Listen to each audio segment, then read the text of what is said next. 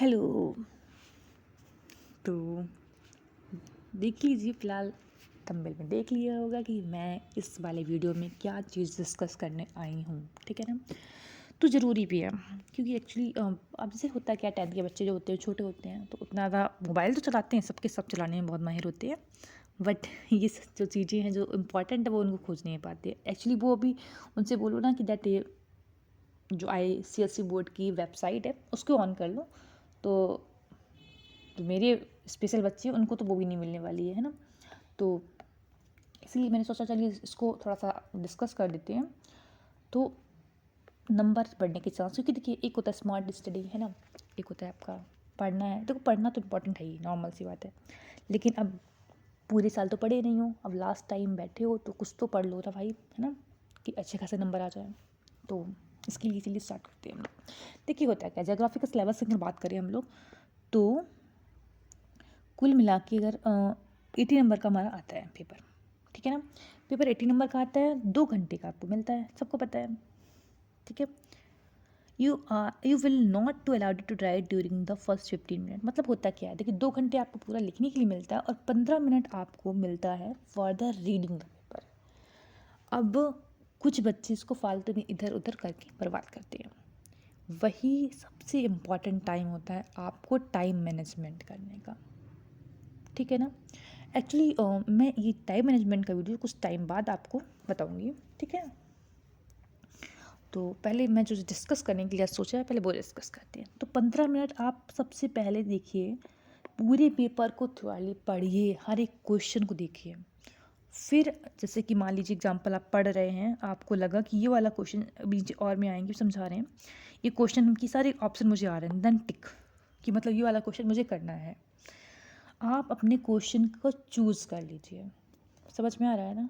Question choosing जो होती है बहुत इंपॉर्टेंट होती है। कभी भी क्या होता है, आपने लिख लिया, पता चला ए ऑप्शन आ रहा है, बी ऑप्शन आ रहा है, सी ऑप्शन आ रहा है, डी वाला ऑप्शन आपको आ ही नहीं रहा है। अब उस टाइम में क्या हुआ, आप देख रहे नेक्स्ट क्वेश्चन जो आपने चूज़ नहीं किया है उसके आपको 4 ऑप्शन आ रहे हैं, है कि नहीं। तो फिर दिक्कत क्या आई, अब या तो पूरा आप क्रॉस करिए, या तो फिर उस नंबर जो आपका चौथा ऑप्शन उसको छोड़ के आइए। तो इसके लिए ज़रूरी क्या है, 15 मिनट जो आपको मिले हैं जो फ्री के, उसको पूरी तरीके से यूटिलाइज़ करना है, ठीक है। पेपर को पढ़ना है, लेकिन कंपलसरी क्वेश्चन भले मत पढ़िए, पहले बात समझिए कि वो तो करने ही पड़ेंगे, वो तो कंपलसरी ही है ना। लेकिन जैसे कि जो पार्ट बी रहेगा हमारा, जहाँ पर कंपलसरी क्वेश्चन नहीं है और करके आया है, वहाँ पर पढ़ना बहुत ज़रूरी है। सबसे पहले आप वो देखेंगे जो चैप्टर आपने सोच के रखेंगे हैं, कि जो चैप्टर आपने अच्छे से तैयार करके आप गए हैं। जैसे मान लीजिए एग्जाम्पल कि आपने सॉइल चैप्टर बहुत अच्छे से तैयार किया है, तो सबसे पहले आप लोग क्या देखेंगे, सॉइल चैप्टर देखेंगे, फिर उसके क्वेश्चन देखेंगे कि सारे क्वेश्चन मुझे आ रहे हैं, टिक कर दीजिए कि हाँ ये वाला क्वेश्चन मुझे अटैम्प्ट करना है ना। तो ये 15 मिनट में आप लोग यही काम करेंगे। आप सीधा आएंगे, देखिए पहले समझा देते हैं जब पेपर क्या है, उसके बाद आगे बात करते हैं, ठीक है। तो हमारे पेपर में अगर बात किया जाए, 15 मिनट मिलेंगे आपको रीडिंग के लिए, उसके बाद एक्स्ट्रा मिलेंगे आपको 2 आवर्स, ठीक है ना। तो अगर हम लोग बात करें, तो फर्स्ट जो क्वेश्चन रहता है, फर्स्ट पार्ट वो कंपलसरी रहता है, और बाकी जो सेकंड पार्ट होगा उसमें से आपको 5 क्वेश्चन करने होते हैं, जितने भी दिए गए उसमें से 5 क्वेश्चन सेकंड पार्ट में से करने होते हैं। अब जैसे कि मैंने स्पेसिमेन लिया है ज्योग्राफी सब्जेक्ट का, ठीक है। ये स्पेसिमेन मतलब ये स्पेसिमेन नहीं, ये जो तरीका है सबके लिए एप्लीकेबल होगा। तो आप लोग क्या करेंगे, तो सबसे पहले क्वेश्चन अगर हम लोग बात करें, यहाँ पे देखिए इन मैप, देखिए साफ साफ यहाँ पे लिखा होता है, आप लोग ध्यान नहीं देते हैं कि मैप वर्क जब भी करेंगे तो एरो का साइन लगाकर उसके बाद उसके बारे में लेवलिंग करेंगे, ना कि वहीं पे छापना स्टार्ट कर देते हैं। अभी समझाएंगे हम, जब इसको मैपिंग कराएंगे तो उसको बताएंगे अच्छे से, है ना। तो इस चीज़ का अच्छे से ध्यान रखिए भाई, कि ये मैप में यहाँ कुछ आपने बनाया तो यहीं पर नहीं लिख देना है कुछ कच कर, है ना। फिर 5-10 वाली मैपिंग करनी है, 10 मैपिंग करेंगे भाई तो गड़बड़ हो जाएगा पूरा। तो ऐसे एरो बनाइए, देन लिखिए जो भी है, और क्लीन करिए मैप, क्लीन ही रहना चाहिए मैप, है ना। सेकेंड अगर हम लोग बात करें, यहाँ पे सर्वे मैप आपको मिलेगा, सीट कौन सी होगी, G7 वाली, ठीक है ना। Must not taken out the examination hall, उस सीट को जमा करके आपको आना होता है, लेके नहीं आना होता है, ठीक है। The map given at the end of the question must be detached. जो आपको मैप मिला है, मैप सीट जो आपको लेवलिंग के लिए मिलती है, उसको कंपलसरी डिटैच कर दीजिए, भूलना नहीं है, क्योंकि उसके आपको 10 नंबर मिलते हैं भैया, है ना। और ट्राई नहीं करिए फ़िलहाल। पूरा ध्यान रखिए कि जब भी आप जो बनाएंगे मैपिंग, मतलब में जो आप नंबरिंग करेंगे क्वेश्चन को नंबर फर्स्ट सेकंड, उसको ट्राई कीजिए कि नंबर से करिए। अगर मान एग्जांपल क्वेश्चन नंबर फर्स्ट आपने अटेम्प्ट किया तो क्वेश्चन नंबर फर्स्ट पहले कर दीजिए, ठीक है। उसके बाद मान लीजिए यहाँ पर क्वेश्चन नंबर सेकंड आपने नहीं अटेम्प्ट किया है तो क्वेश्चन नंबर थर्ड किया तो क्वेश्चन नंबर थर्ड करिए। इस टाइप से अटेम्प्ट करते जाइए। ऐसा नहीं क्वेश्चन नंबर फर्स्ट का ए पार्ट यहाँ किया, फिर यहाँ पे फिफ्थ क्वेश्चन का बी पार्ट है, फिर सिक्स क्वेश्चन का यहाँ पे सी पार्ट आ रहा है, फिर फर्स्ट क्वेश्चन का डी पार्ट आ रहा है। तो ये थोड़ा सा प्रॉब्लम कर जाता है। आप खुद सोचिए, आप कॉपी चेक कर रहे हैं, बार बार आपको पेज पलटना पड़ रहा है, तो टीचर को इशू होगा ना, है कि नहीं? आप समझिए पहले। अगर टीचर को इशू होगा तो फिर वो तुमको इशू करेगा, नॉर्मल सी बात है। तो थोड़ा सा टीचर का भी ध्यान दीजिए, है ना। ये चीज़ें करनी है। उसके बाद अगर बात करें, all working including rough work should be done on the same paper answer sheet, this is use to answer at the rest of the paper. तो वही लिखा हुआ है कि अगर कोई रफ वर्क भी कर रहे हैं, कोई कैलकुलेशन कर रहे हैं, तो वहीं राइट हैंड साइड में इसको देखिए करना क्या है बताते हैं। थोड़ा सा हर चीज़ का मुझे लग रहा है थोड़ा सा अच्छा समझाना पड़ेगा, तो एक अलग से वीडियो बनाते रहेंगे। अब इस टाइप से करिए, यहाँ पे लिखिए रफ वर्क, देन आप अपनी सारी कैलकुलेशन यहाँ पे करिए। आप जब मैथ करते हैं ना, फिजिक्स करते हैं, तो उसके लिए तो कंपलसरी है भाई, यहाँ पे करिए कंपलसरी। क्योंकि आप समझो, अगर आपने यहाँ क्वेश्चन किया है, आपने कुछ भी कैलकुलेशन की यहाँ पे की है, तो वो पॉजिटिव इफ़ेक्ट देता है बहुत ज़्यादा। टीचर को समझ में आता है कि आपने कैलकुलेट किया है, ना कि पास वाले की नकल छापी है कि नहीं। तो कैलकुलेशन को इधर उधर करने की ज़रूरत नहीं है, ब्रैकेट बनाइए। और ब्रैकेट ज़्यादा अगर अमन है आपका, तो आप स्केच पेन जो लेके जाते होंगे ना, उससे बनाइए, तो दूर से समझ में आएगा ये रफ वर्क है, इस साइड आपका क्लीन वर्क है, ये साइड आपका रफ वर्क है, ठीक है ना। थोड़ा सा इस टाइप इतना बना सकते हैं आराम से, क्योंकि देखिए मैथ का सवाल सीधा सीधा लगता है, ये स्पेस नहीं बढ़ता उसमें, ठीक है। और जो वैसे सब्जेक्ट है तो उसमें रफ वर्क ही का होता है भाई, है ना। तो ये आप कर सकते हैं। चलिए अब आते हैं हमारी स्पेसिमेन पे। देखिए इसमें होता क्या है, तो अगर बात हम लोग यहाँ से स्टार्ट करते हैं, क्वेश्चन नंबर फर्स्ट जो है हमारा होगा सर्वे मैप का। जैसा कि हमारा सिलेबस, उसके अकॉर्डिंग हमारे सर्वे मैप के क्वेश्चन रहेंगे। 5 क्वेश्चन आपको मिलेंगे, ठीक है ना। और हर क्वेश्चन 2-2 मार्क्स का होगा, सर्वे मैप वाला, ठीक है ना। इसका तो मैं कंपलसरी जो है एक मैराथन वीडियो ज़रूर लेके आऊँगी, जिसमें आपको टोटल सर्वे मैप कराऊँगी, क्योंकि वो एक ऐसा नंबर है जो फ्री का नंबर है भैया, कुछ खास ज़्यादा नहीं पढ़ना है उसमें, और कंपलसरी तब तो छोड़ नहीं सकते हैं, ठीक है ना। 10 नंबर का आएगा आपका सर्वे मैप, फिर 10 नंबर का ही आएगा आपका मैप, और हर एक मैप आइडेंटिटी रहेगी 1 नंबर की, ठीक है ना। तो ये आपके 10 नंबर यहाँ से पक्के, 10 नंबर यहाँ से पक्के करिए। फिर आते हैं थर्ड क्वेश्चन पे। थर्ड क्वेश्चन आएंगे आपके, बात करें, do not copy the question, right the answer only. समझिए कि जब आप आंसर सीट लिखेंगे ना, तो आपने ऐसे डालना है, क्वेश्चन नंबर थर्ड है, ठीक है, पूरा लिखिए क्वेश्चन नंबर, सॉरी मेरी गलती है, एक्चुअली टैब में थोड़ा सा काम आज कर नहीं रहा है, ठीक है, कोई इशू नहीं है। क्वेश्चन नंबर डाला आपने थर्ड, ठीक है ना। फिर क्वेश्चन नंबर थर्ड का आपने डाला 1 का जो ऑप्शन है, ओनली ऑप्शन, वाले एग्जाम्पल डी ऑप्शन सही है, तो डी डाला आपने बस। सेकंड आपने मान लीजिए सी सही है, मैंने क्वेश्चन पढ़ नहीं रही हूँ, उसका मतलब ये नहीं है सी सही है, ठीक है, मैं सिर्फ आपको लिखना बता रही हूँ।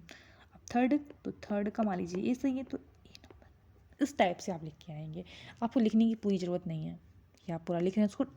अब कुछ बच्चे लिखेंगे प्यार मोहब्बत से, टाइम बचाओ, टाइम जो यहाँ पे बचा होगा ना उसको यूटिलाइज़ करो भाई। कहाँ पे यूटिलाइज़ करोगे बताओ ज़रा मुझे। डायग्राम छापो, 1-2 डायग्राम भी कॉपी में बना दी ना ज्योग्राफी की, टीचर अपने आप नंबर 5 बढ़ा देगा, ये जान लो अच्छे से, ठीक है ना। तो यहाँ पे तो बढ़ा नहीं लेंगे, यहाँ पे कहाँ पे बढ़ाएंगे बताइए जरा मुझे। कंपलसरी क्वेश्चन में आप डायग्राम नहीं बना सकते हैं, और इसमें आपको अगर आपने सही ऑप्शन लिखा है तो टीचर 1 नंबर की जगह 2 नंबर तो देगा नहीं आपको, कि आपने लिख के आया है ए नंबर फिर पूरा छापा है ना। ऐसा तो है नहीं कि 1 नंबर आपको मिलना था आपको 2 नंबर मिलेगा, ऐसा नहीं है। जब यहाँ नंबर बढ़ नहीं सकता तो फिर क्यों लिखना है, सब कुछ नहीं लिखना चाहिए, ठीक है, सीधा डालिए आराम से। फिर आते हैं हम लोग, ये आपका 10 क्वेश्चन रहेगा, पर क्वेश्चन 1 नंबर का रहेगा, ठीक है। फिर अब हम आ जाएंगे हमारे पार्ट बी में। पार्ट बी में हम लोग अगर देखा जाए तो क्वेश्चन नंबर कितने रहते हैं आपके? टोटल 9 क्वेश्चन रहते हैं, और 9 क्वेश्चन में 4 क्वेश्चन आपको अटैम्प्ट करने होते हैं। आ रहा समझ में? 9 क्वेश्चन में 4 क्वेश्चन अटैम्प्ट करने रहते हैं, और हर एक सेक्शन जो आपका सिलेबस है, सिलेबस में दिया गया है, उससे एक एक क्वेश्चन बनता है। 9 स्लैब देखिए, उसको हटा दीजिए दोनों ऊपर, टोपोसिट और मैप वाले को। बाकी आपके 9 चैप्टर है, तो 9 चैप्टर से 1 क्वेश्चन बनता है। ठीक है, जैसे कि फर्स्ट अगर देखा जाए तो पहला क्लाइमेट से बनेगा, जैसा सीरियल से बुक में छपा है ना, सेम वही सीरियल से बनता है। क्वेश्चन नंबर 4 आपका उससे हो जाएगा। और ये वाला क्वेश्चन तो अगर क्लाइमेट पढ़ रहे ठीक है, क्वेश्चन पक्का पढ़िए, क्योंकि ये आता है हर बार का है इनका। ठीक है, क्वेश्चन नंबर 4 तो आपका किसका जाएगा? दैट क्लाइमेट से। क्वेश्चन नंबर 5 आपका सॉइल से जाएगा। ठीक है, क्वेश्चन नंबर 6 से हम लोग बात करें, ये तुम्हारा वेजिटेशन से जाएगा। क्वेश्चन नंबर 7 जाएगा आपका वाटर रिसोर्स से।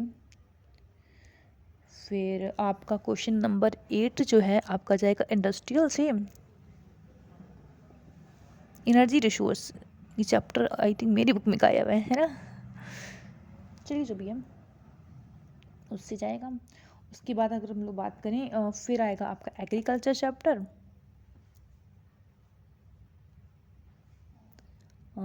ठीक है, ये आपका एक सेकेंड है मेरी बुक में, मिनरल्स एंड एनर्जी रिसोर्स करके जो चैप्टर है यूनिट। अब सोचिए एक यूनिट में आपके चैप्टर हैं 4, और चारों चैप्टर से आपके 40 नंबर क्लियर हो गए। अब समझिए इतना ही पढ़ लेंगे, एक क्वेश्चन और पढ़ लो तो नीचे के जितने यूनिट है पढ़ने की ज़रूरत नहीं है। समझ रहे हो? सब छोड़ दो, हम तो कह रहे हैं ऊपर एक यूनिट ऊपर की पढ़ो और लास्ट यूनिट पढ़ लो अपनी वेस्ट मैनेजमेंट, ख़त्म, बस हो गया। चलो पहले समझा देते हैं, नहीं तो बच्चे बोलेंगे कुछ ज़्यादा ही मैम जिन्होंने पढ़ के बैठे हैं वो सोचेंगे भाई हम पढ़े तो मेरी क्या गलती है ना। तो वो नहीं करना है। देखिए पढ़ें, आपको फ़ायदा उसका होगा, नॉर्मल सी बात है। आप MCQ पूरे करके लेके जाएंगे, आपकी जो नॉलेज लेवल होगा वो ग्रेटर होगा, नॉर्मल सी बात है। आपके ऊपर माइंड में प्रेशर नहीं होगा। 9th का अगर बात करें हम लोग, कहाँ गया ये है ना, कहाँ था हम? 9th अगर हम लोग बात करें एग्रीकल्चर से आएगा। 10th वाला अगर बात करें हम लोग, इस इंडस्ट्री वाला जो चैप्टर हमारा उससे आएगा। और अगर हम लोग बात करें फिर ये वाटर जो ट्रांसपोर्ट सिस्टम है उससे आना है एक क्वेश्चन, और एक क्वेश्चन आपका आएगा वेस्ट मैनेजमेंट से। ठीक है ना, तो कुल मिला के आपके 9 क्वेश्चन आने हैं, और 9 क्वेश्चन करने कितने हैं? 5। तो चीज़ समझिए, अब आप करें क्या, ऊपर तो कंपलसरी है, इसमें आप पहला क्वेश्चन तो आप सॉइल को कंफर्म लगाइए, इसको तो छोड़ना ही नहीं है। सॉइल कंफर्म हो गया, एक चैप्टर कंफर्म हो गया। सेकंड आप वेजिटेशन कंफर्म करिए, टफ क्वेश्चन, एकदम आसान क्वेश्चन आता है। थर्ड आप इरिगेशन जो है आपका, ये वाटर रिसोर्स वाला चैप्टर है ना, हाँ थर्ड क्वेश्चन ये फिक्स करिए। और फोर्थ क्वेश्चन आप करेंगे ये वाला, कहाँ गया ये वाला फिक्स। ठीक है, ये फिक्स कर लिया आपने 4। अब आप बताइए आपको ट्रांसपोर्ट पसंद है, जो आपको समझ में आए। स्टील जो आपको बात करें हम लोग, ट्रांसपोर्ट के अलावा इंडस्ट्री जो है वो, एग्रीकल्चर और एक क्लाइमेट, इन 4 में से आपको एक चैप्टर चूज़ करना है। देखिए अगर देखा जाए तो आपने 4 चैप्टर क्वेश्चन चूज़ कर चुके हैं, एक ये, 2, 3, 4, 2, 3, एक सेकेंड, 4 क्वेश्चन आपने चूज़ किए, एक क्वेश्चन और आपका बचा है ना। तो एक क्वेश्चन आप या चाहें तो क्लाइमेट ले लीजिए, सबसे सही है। वैसे क्लाइमेट भी अच्छा है, स्टार्टिंग में पढ़े तो होंगे भाई, तो ये ले लीजिए क्वेश्चन नंबर 4। और क्वेश्चन नंबर 5 इसमें से मेरे हिसाब से तो देखिए ट्रांसपोर्ट ले लीजिए, ज़्यादा आसान है।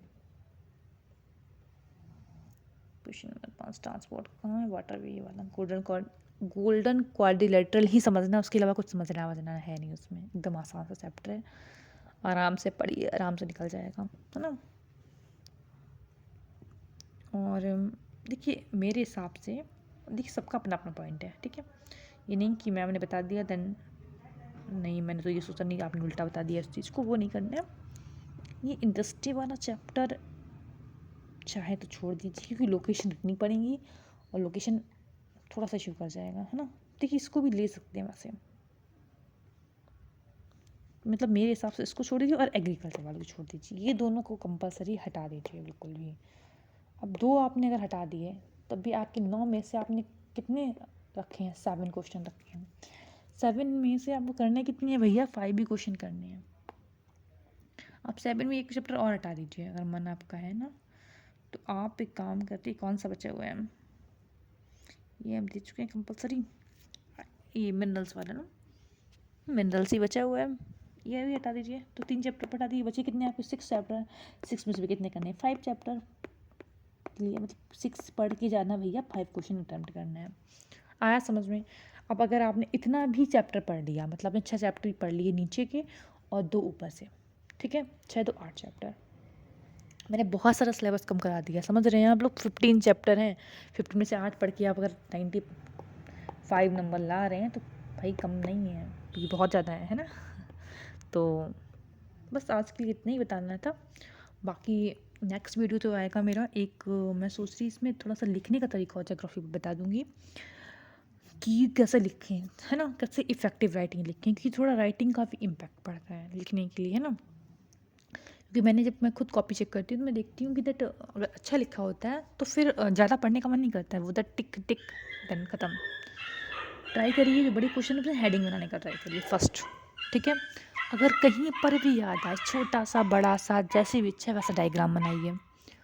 और टाइम मैनेजमेंट बहुत इंपॉर्टेंट है, उसे रखना ही है। और दैट अगर देखा जाए तो जो आपका ब्लू स्केच आता है, ब्लैक स्केच आता है ना, उसका यूज़ करिए। अब उसके यूज़ से देखिए होता क्या है, जैसे मान लीजिए एग्जाम्पल आपने यहाँ पर ये लिखा, आपने हेडिंग बनाई, आपने हेडिंग के नीचे एक ब्लू स्केच कर दिया यहाँ पर। जैसे मान लीजिए यहाँ पर मैंने कुछ भी लिखा है, जैसे ये वाला है, इसमें हमने अभी ये देखिए यहाँ पे ये मार्क एंड लेवल हिमालय नहीं दिख रहा है साफ। अब मैंने सिर्फ कुछ नहीं किया, ये आप खुद थोड़ा सा अंतर समझिए। आप बैठे हैं, टीचर हैं, आपकी सबसे पहले नज़र कहाँ पड़ी इस पूरे उसमें, मार्क एंड लेवल हिमालय पे। बस यही काम करना है। जो आपने पूरा क्वेश्चन लिखा है ना, उस क्वेश्चन में जो इम्पोर्टेंट पॉइंट, जैसे हमारे एकदम सॉइल के बारे में लिखना है तो सॉइल का कलर रेड है, तो जस्ट बस रेड के नीचे अंडरलाइन कर देना है स्केच से। वो भी पतला से लेके, मोटा वाला स्केच नहीं लेके जाइएगा, ठीक है, एकदम पतले से न्यू लीजिएगा, दैट वो पतला चले, मतलब ज़्यादा वो बहुत ज़्यादा मैसी ना लगे, ठीक है। वहाँ भी कर दिया। फिर आपने आगे लिखा कि पोटेशियम में डिफिशिएंट होती है, तो आपने पोटेशियम और उसके डिफिशिएंट के नीचे साइन कर दिया।